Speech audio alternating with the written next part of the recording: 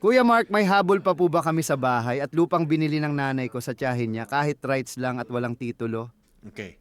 So, rights, walang titulo. Bumili ka ng bahay na rights lang. So, may anong protection mo dun? Kung ano yung protection ng binilhan mo, yun din ang protection mo. Ibig sabihin, bumili ka ng hindi titulado, nung binili mo, hindi rin titulado.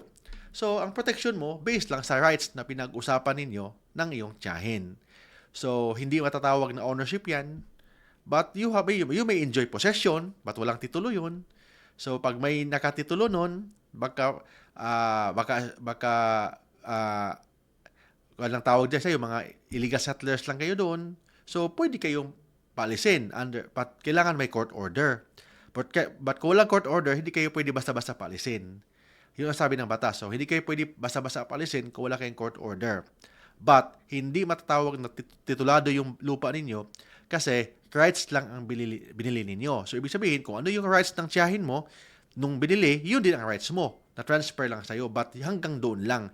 Hindi matatawag na titled yan, lalo na pag yung property titled. So, baka ang tawag sa'yo, illegal settlers sa pag-possess mo sa property na yan.